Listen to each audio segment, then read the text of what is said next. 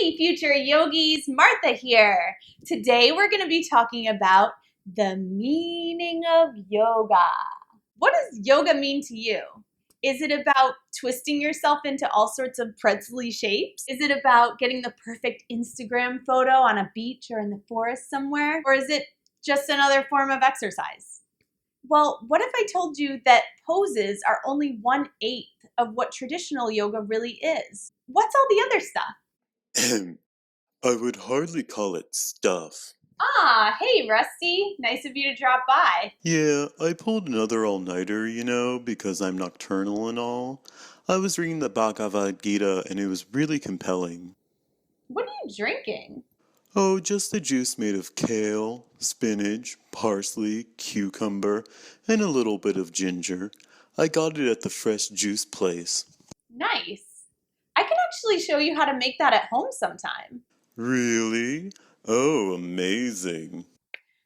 So, what was I saying? The traditional definition of yoga has 8 limbs. It all started way back in the day, about 5,000 years ago in India.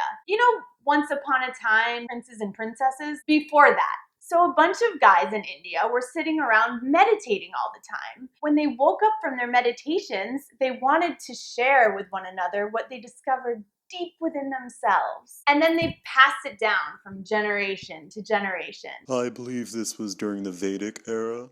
I think so too. Thousands of years later, this dude came along named Patanjali, who wrote down the meaning of yoga. Yes, the Yoga Sutras of Patanjali were written in the year 400. There are 196 sutras.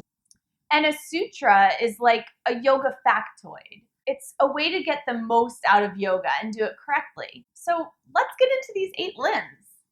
Number 1, yamas. Yamas are things you can do to be nice to other people, like non-harming and non-stealing and telling the truth.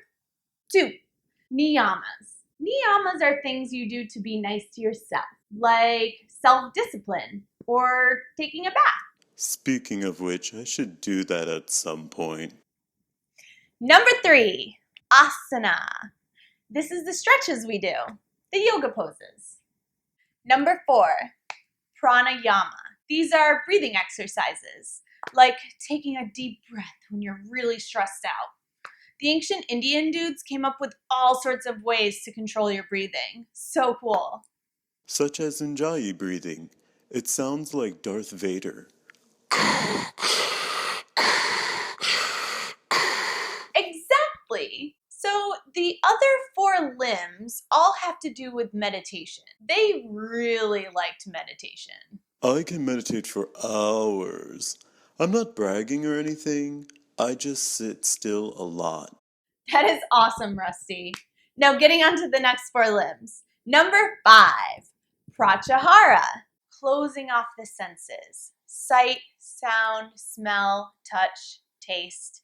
So when you're meditating, your eyes are closed, you're not distracted by things around you. Like the smell of my wonderful essential patchouli oils. Yeah.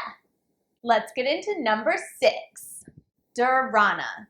Single-pointed focus. When you're meditating, you don't have to have your eyes closed. You can be doing a meditative activity. I like to think of when I'm painting. I'm focused in on my painting and I'm not really thinking about anything else besides just what's right in front of me. So I'm in that single-pointed focus. You could probably think of a time in your life that you've been working on something and everything seems to melt away and you're really getting into your mind calming down. Number 7, dhyana.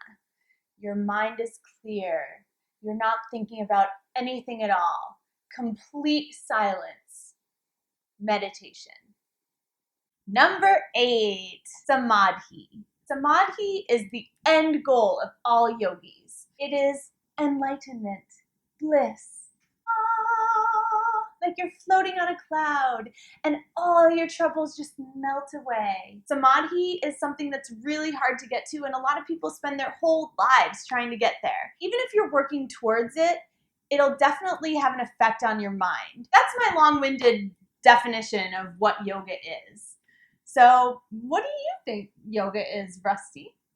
Well, I think yoga is all about connection, connection to others, connection to yourself, connection to the universe, connection to your breath, or whatever it is that your heart desires. Very well said, Rusty.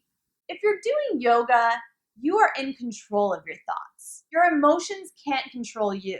So you get this wonderful feeling of inner peace. So you can see that yoga is more than just stretching. But the stretching feels great and is so much fun. I totally agree.